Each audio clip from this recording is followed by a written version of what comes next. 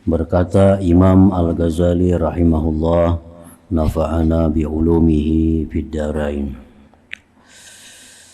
Wahai anakku yang tercinta, seandainya ilmu semata-mata itu cukup bagi engkau dan tidak perlu kepada amalan, maka tidak ada faidahnya seruan suci di tengah malam. Seperti disebutkan, Allah Subhanahu wa taala di tengah malam menyeru. Menyeru apa ajar Tuhan? Adakah di sana orang yang meminta sesuatu? Adakah di sana orang yang minta ampun? Adakah di sana orang yang bertaubat? Nah, jadi ini menunjukkan bahwa kalau hanya kita punya ilmu semata itu belum cukup tanpa disertai dengan amalan-amalan.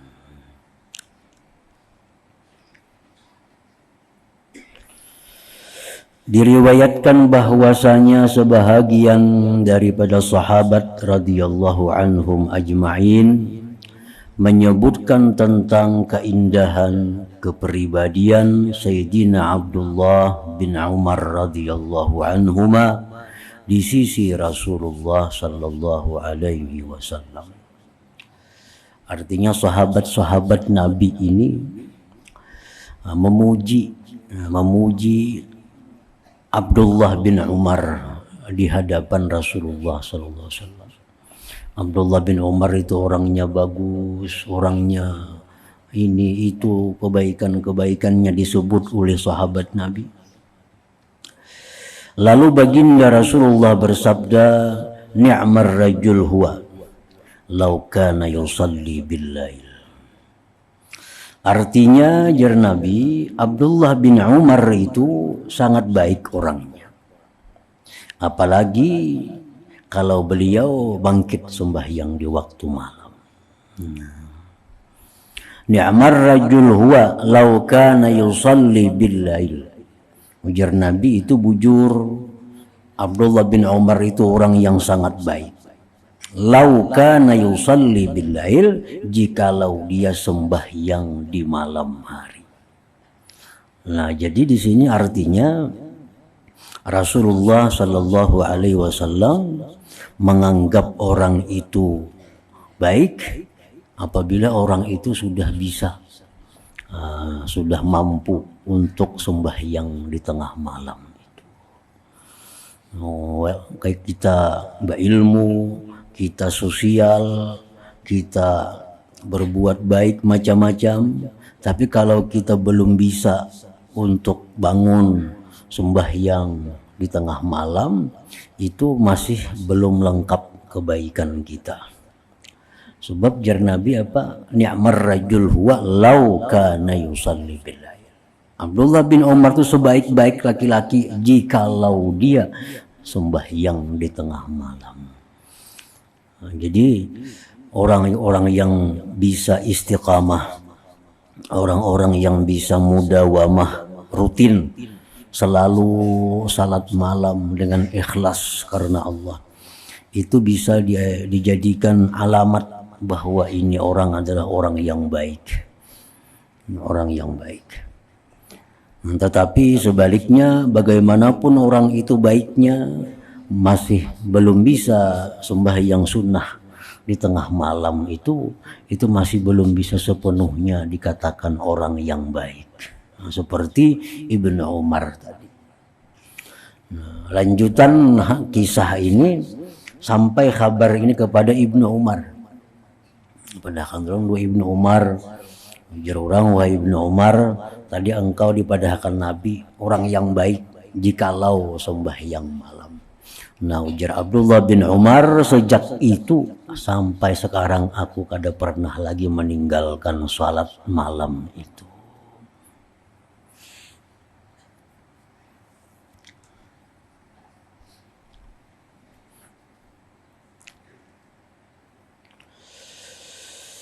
Memang perkataan Imam Al-Hasanul Basri radhiyallahu anhu bahwa untuk melazimi mengistiqamahkan salat lail itu sulit kalau kita masih ada punya dosa-dosa yang besar di sisi Allah Subhanahu wa taala. Sulit kita, walaupun kita sudah cukup persiapan, siang sudah istirahat, malam sudah lakas guring, tapi kita masih ada dosa-dosa besar yang belum diampuni Allah. Nah, kita akan terpasung oleh dosa itu sehingga kita berat kadang hawa melakukan salatul lail, sembahyang di tengah malam itu secara istiqamah. Artinya amal sewaktu-waktu itu bisa aja kawa. Sewaktu-waktu misal kita ada kebutuhan lawan Tuhan, misalnya kita ada perlu, nah itu bisa kita sembahyang tengah malam, bayang. Begitu selesai bisa ampih juga bangun tengah malamnya. Nah itu ngarannya kada istiqamah. Kalau istiqamah terus menerus, baik di kampung, baik waktu di musafir, nah itu berat. Nah, kalau kita masih ada dosa-dosa yang besar.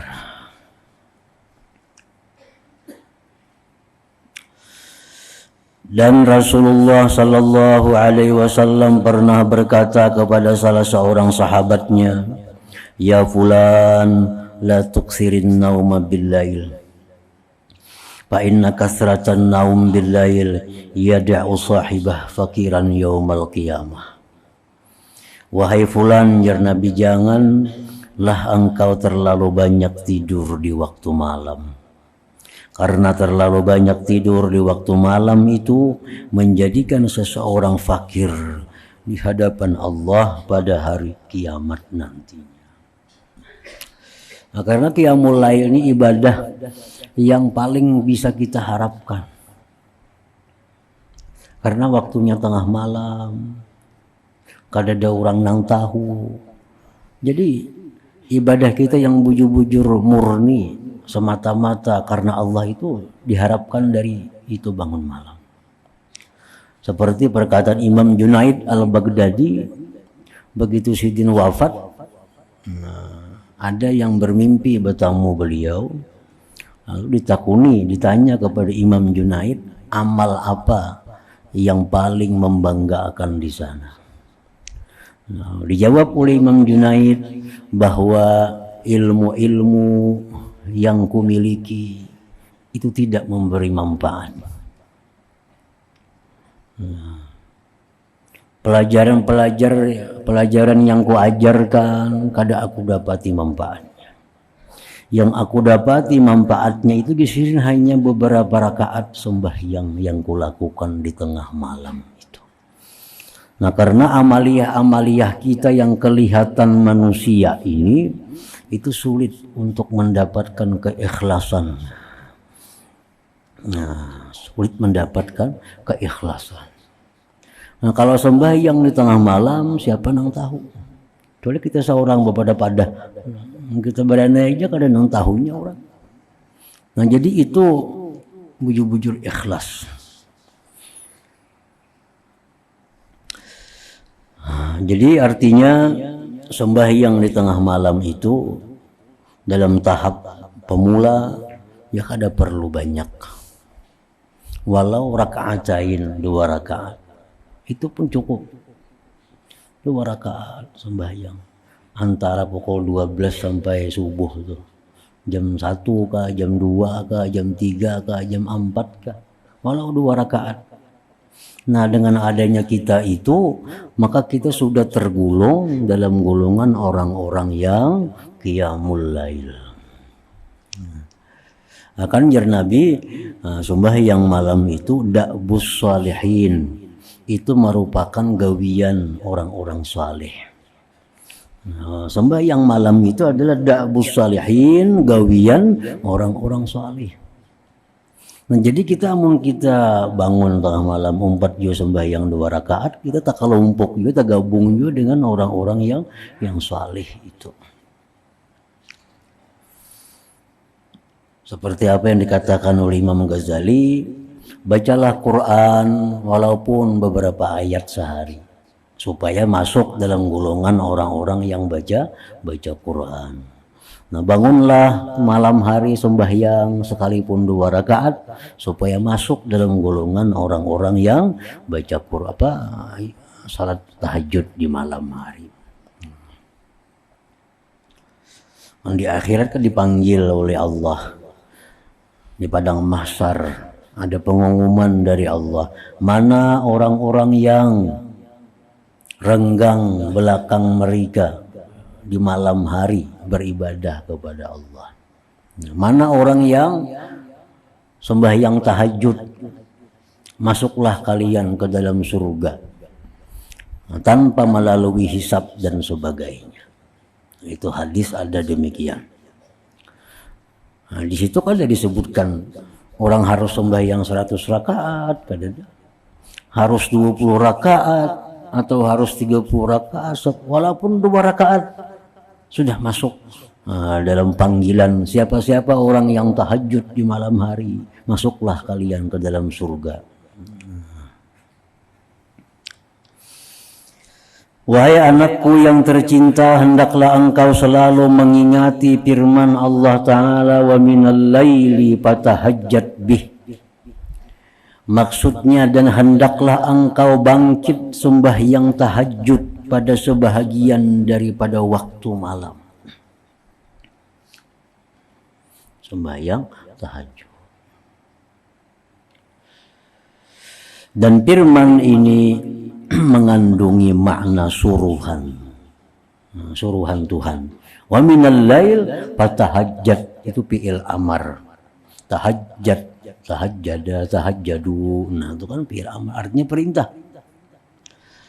Dan daripada malam hari maka engkau bertahajud dengannya. Tuhan kadang menyuruh harus 10 rakaat, harus berapa rakaat, 2 rakaat sudah cukup, masuk sudah dalam golongan orang-orang yang tahajud itu.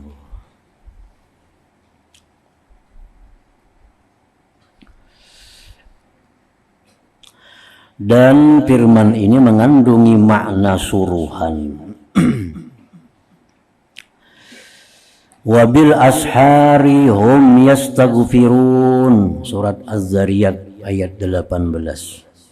Maksudnya, dan di waktu sahur mereka senantiasa beristighfar akan Allah. Dalam firman ini mengandungi makna syukur. Makna syukur artinya makna pujian Allah kepada orang-orang yang di waktu sahur itu minta ampun kepada Allah. Memang waktu yang paling bagus untuk tobat minta ampun itu adalah waktu menjelang subuh. Waktu menjelang subuh. Sampai-sampai Nabi Yakub pun beliau memintakan ampun kepada Allah terhadap perilaku anak-anak beliau kepada Nabi Yusuf alaihissalam. Nyisitin kina aku mintakan ampun. Arti kaina itu menunggu waktu sahur. Jadi waktu sahur itu waktu semacam khusus disediakan Allah untuk orang-orang yang istighfar.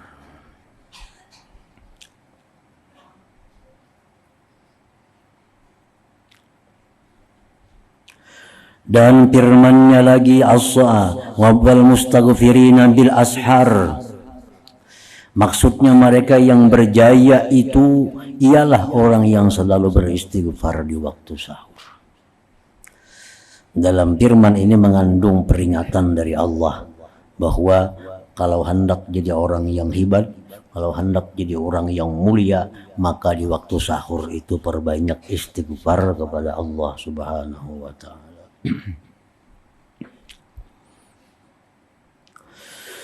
Telah bersabda Rasulullah sallallahu alaihi wasallam, thalathatu aswatin yuhibbuha Allah ta'ala, sautud dik, wa sautul ladzi yaqra'ul Qur'an, wa sautul mustaghfirina bil ashar. Artinya Ujar Nabi kita, ada 3 suara yang sangat dicintai oleh Allah.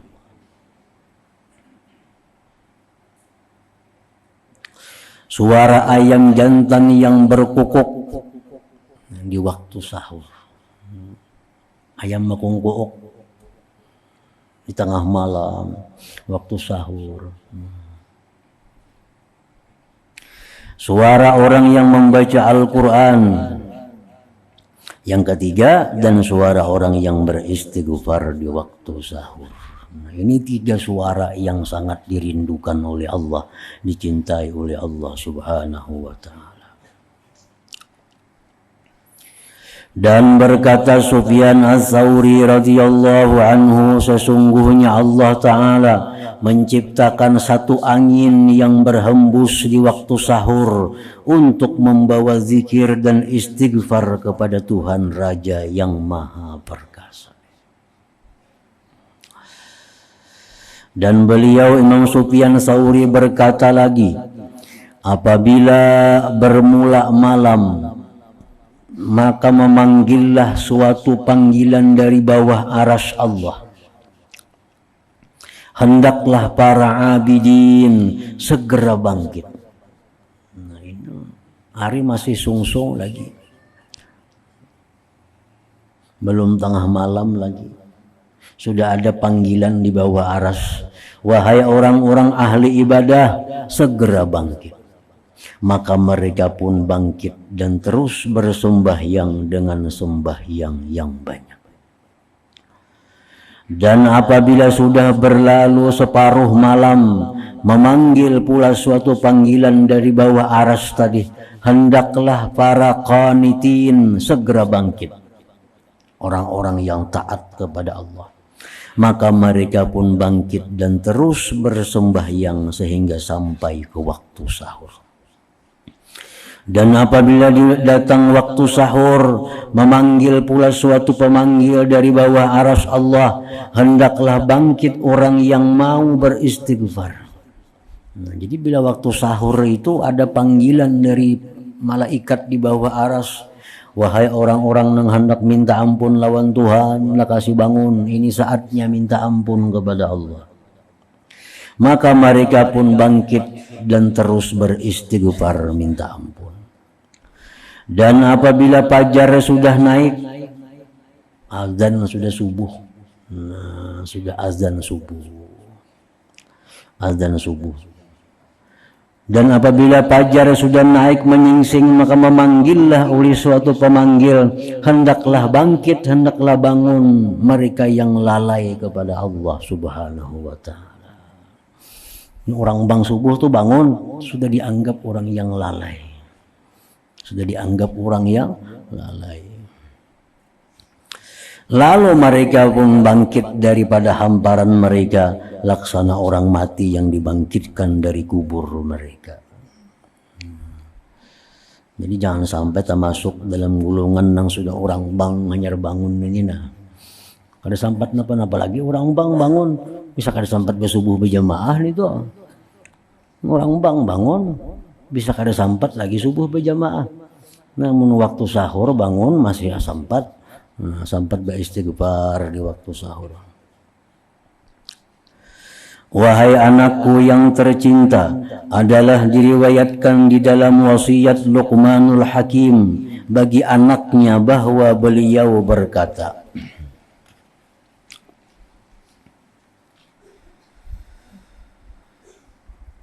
wahai anakku yang tercinta, janganlah sampai ayam jantan itu lebih bijak daripada engkau.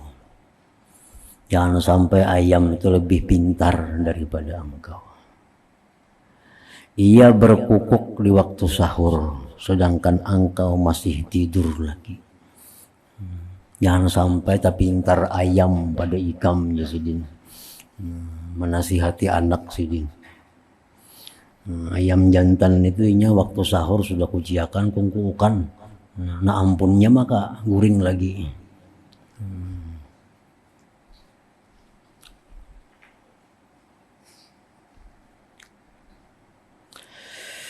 Dan sungguh sangat indah sekali gubahan syair di bawah ini. Laqad hatafat fi junhi lailin hamamatun ala fananin wahnan wa inni lana'im. Kazzabtu wa baitillahi law kuntu ashiqa lama sabaqatni bil bukail hamaimu.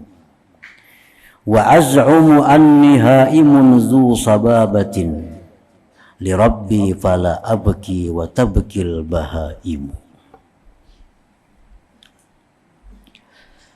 Sesungguhnya memanggil-manggil di kegelapan malam burung merpati yang bertinggir di atas kayu. Ia terus saja menangis kerinduan. Sedangkan aku asyik dalam tidurku. Nah, burung-burung merpati itu bertinggir di malam hari. Dia menangis karena rindu kepada penciptanya. Bohong, sebenarnya bohong aku demi Tuhan yang memiliki Baitullah. Seandainya aku benar seorang yang asyik, seandainya aku benar orang yang mencintai akan Allah, sudah tentu burung-burung tidak akan mendahuluiku menangis. Kalau aku merasa cinta lawan Allah, itu bohong. Buktinya apa? Dahulu burung menangis daripada aku.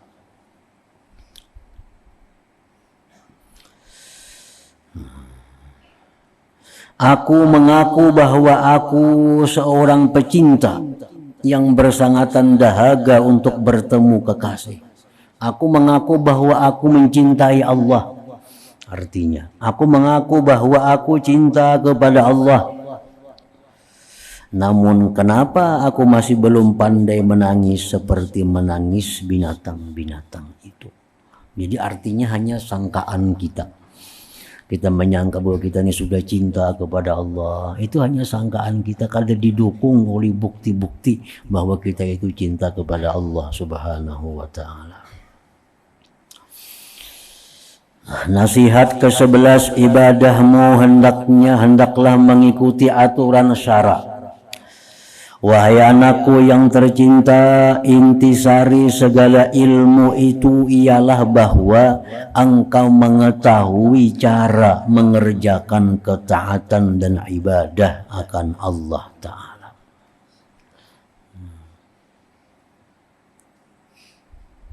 Jadi artinya ibadah itu kada selalu bisa dilakukan setiap saat. Ada saat-saat yang kita kada boleh melakukan ibadah tertentu di saat-saat tertentu.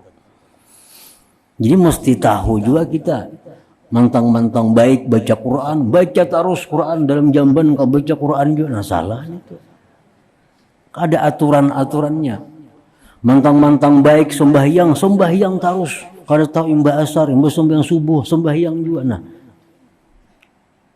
Mantang-mantang baik puasa tiap hari, kada tahu hari raya puasa juga. Nah, jadi ibadah itu ada aturannya. Dan ibadah itu ada prioritasnya. Di saat ini yang utama ibadah ini. Ibadah lain kaina do. Kan ibadah banyak. Di jam ini yang utama ibadahnya ini, ibadah lainnya kada usah. Nah, jadi ibadah kita mesti sesuai dengan aturan syara. Ketahuilah bahwasanya taat dan ibadat itu ialah mengikuti aturan Allah Ta'ala pada segala suruhan, larangan dan perbuatan. Yaitu segala apa yang engkau katakan dan segala apa yang engkau buat dan yang engkau tinggal hendaklah mengikuti peraturan syariat Allah Subhanahu wa ta'ala.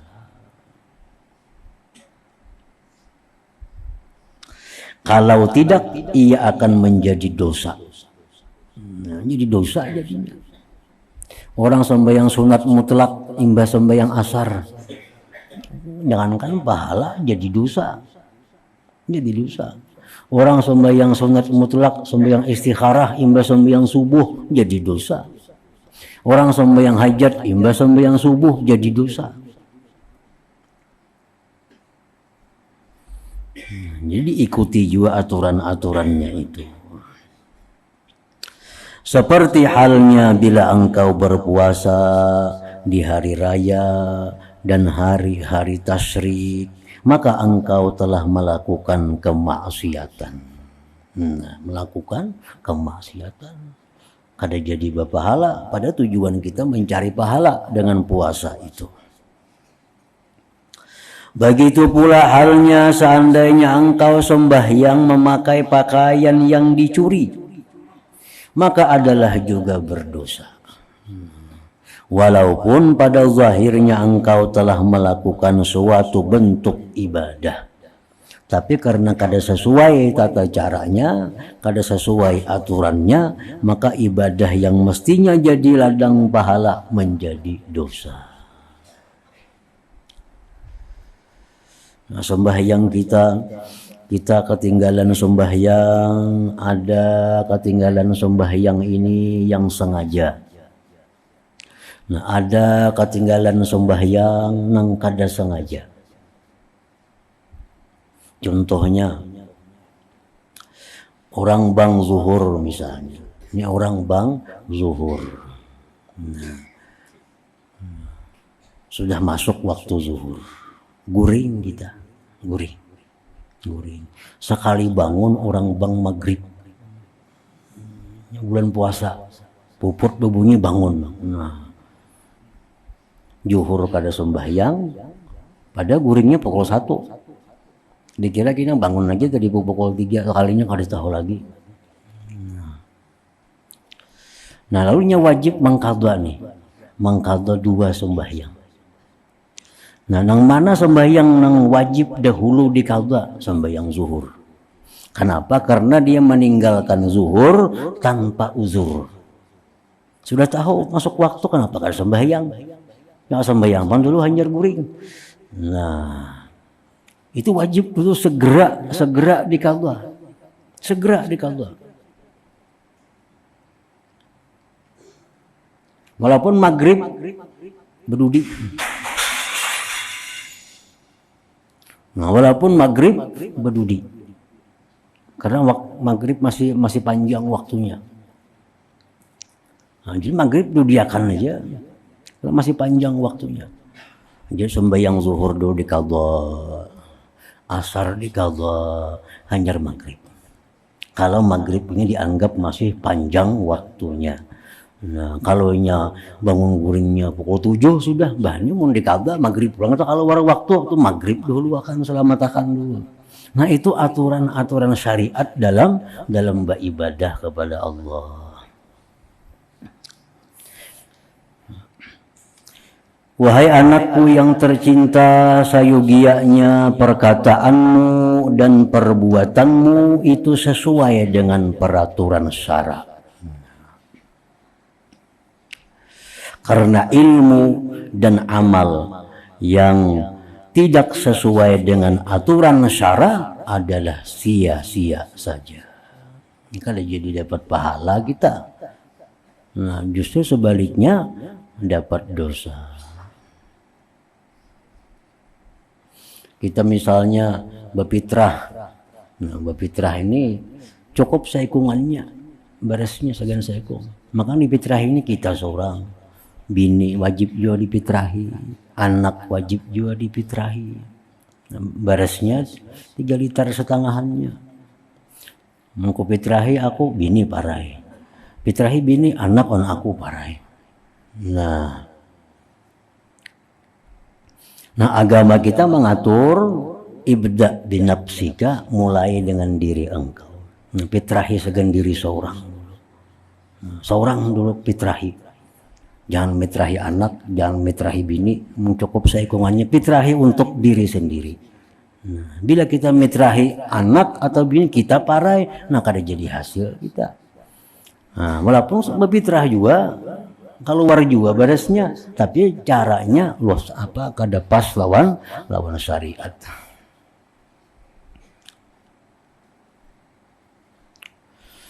Dan sayugianya bagimu bahwa engkau tidak tertipu dengan perkataan yang aneh-aneh dan keterlanjuran perkataan ahli tasawuf. Nah, kita jangan hendak meniru-niru perkataan orang-orang ahli tasawuf yang sudah ma'rifat lawan Allah itu. Kadang-kadang mereka itu berkata-kata dalam keadaan di luar kesadaran mereka. Nah, orang-orang yang sudah tinggi kedudukan di sisi Allah itu kadang-kadang ucapan-ucapannya itu kadangkala dicerna oleh akal kita. Kadang-kadang kaya pina melamahkan beribadah ada juga. Kadang-kadang pina kada sesuai dengan syariat ada juga, karena mereka mengatakan itu dalam keadaan di luar kesadaran mereka karena mereka asik dengan Allah Subhanahu wa taala. Nah, itu jangan dituruti perkataan-perkataan orang itu. Nah, makanya biasanya setiap ada perkataan-perkataan orang-orang sufi yang kelihatannya melemahkan ibadah, yang kelihatannya itu bertentangan dengan syariat, itu biasa ada diterjemahkan oleh ulama berikutnya bahwa ini maksud sidin bukan kayak itu, bukan kayak zahirnya itu ada. Ini maksudnya ada macam ini. Nah, oleh karena itu diatur kita kada boleh membaca sembarang kitab-kitab yang dikarang oleh orang sufi itu. Kalau kita salah paham, kita salah mengerti sehingga kita melamahkan syariat Allah. Nah, melamahkan ibadah kepada Allah, melamahkan segala macam kebaikan.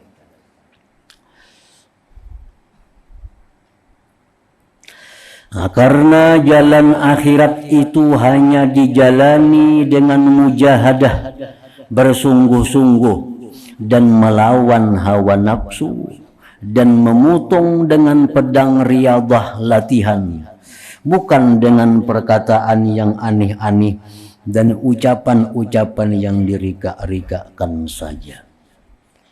Nah, itu tokoh-tokoh sufi, nah, macam Junaid al-Baghdadi contohnya, itu tokoh sufi. Perkataan sidin itu kadang-kadang membingungkan kita. Nah, padahal sidin itu dahulunya ya berjuang juga, mujahadah juga, beribadah juga siang malam kepada Allah. Cuma sudah beliau berada di kedudukan puncak ma'rifat kepada Allah, kadang-kadang ucapan-ucapan sidin itu kadang-kadang dipahami oleh orang-orang macam kita yang di bawah ini, yang kelihatannya kada sesuai dengan pengetahuan kita selama ini. Nah, jadi Junaid Baghdadi kalau ikam berdoa jangan lawan Allah, berdoa lawan aku. Allah kada kenal lawan ikam ini siapa ikam. Itu ucapan yang sulit dipahami. Kan selama ini kita kalau berdoa lawan Allah, karena Allah maha mendengar, maha melihat, maha tahu. Junaid kada lawan murid-muridnya. Wahai murid, kalau kau berdoa, berdoalah kepadaku, panggil ya Junaid, wahai Junaid. Jangan kau panggil ya Allah, Allah kada kenal sama engkau. Nah, itu kan perkataan yang sulit dipahami. Nah, itu jangan kita pakai perkataan itu kalau kita kadang mengerti apa maksudnya oleh perkataan Imam Junaid al-Baghdadi itu. Dan perkataan itu bujur. Ampun sidin itu bujur, kada salah, kada bertentangan sebenarnya, cuma melalui jalan-jalan akhirnya ketemu bahwa apa yang dikatakan sidin itu sebenarnya bujur juga. Nah, cuma jangan dicerna secara zahirnya.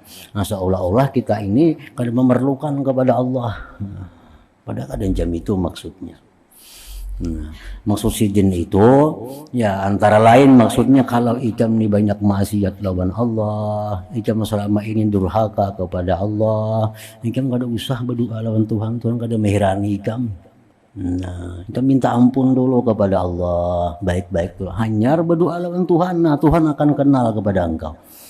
Nah, amun ikam masih banyak dosa, ikam masih banyak maksiat, ikam berurusan dua aku aja, kena aku mintakan ampun kepada Allah. Nah, itu maksudnya.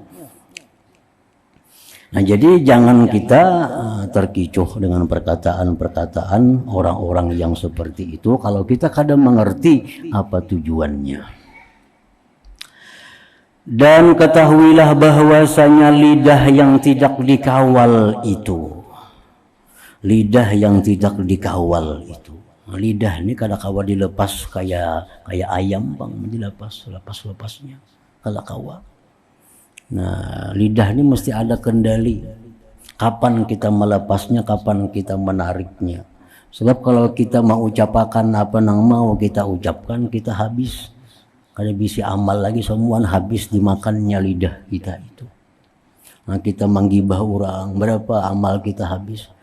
Kita memfitnah orang, berapa pulang amal kita habis. Habis amal kita. Nah, termasuk dosa di mulut adalah menyampaikan setiap berita yang diterima. Itu kada boleh. Jar Nabi, cukuplah engkau itu sudah berdosa bila engkau selalu menyampaikan apa yang kau dengar. Nah, jadi informasi jangan disampaikan. Ada kabar kisahkan, ada kabar kisahkan, ada kabar. Nah, itu kada boleh. Kalau macam itu jadi orang yang ahli dosa kayaknya jadinya. Nah, ada kabar dicerna.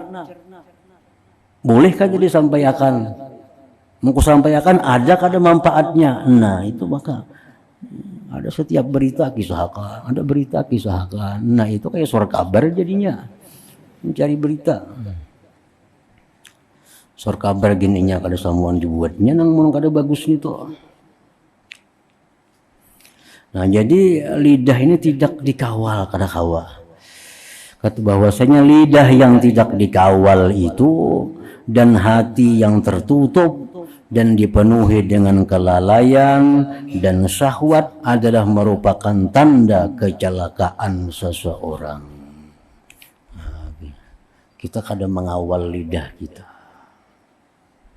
Nah, makanya kita disuruh bakhalwat, disuruh jangan bergaul. Tujuannya apa? Salah satunya agar terjaga lidah ini. Agar terjaga lidah.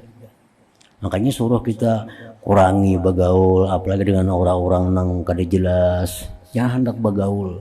Nah, diam di rumah itu lebih baik. Supaya apa? Antara lain terjaga lidah kita daripada menyebut nang macam-macam. Nah, jadi bagian di rumah itu lebih selamat. Tapi jangan bisa telepon, mun bisa HP sama aja juga. HP situ kamari sama aja juga bergaul ngarannya kada jadi bakhalwat itu.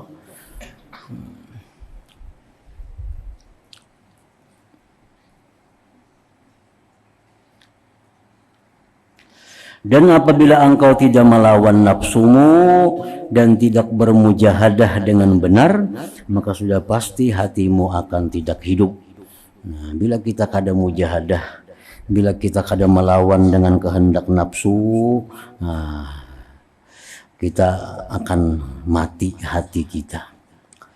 Dan tidak bermujahadah dengan benar, maka sudah pasti hatimu tidak akan hidup dengan cahaya ma'rifat kepada Allah Subhanahu wa ta'ala.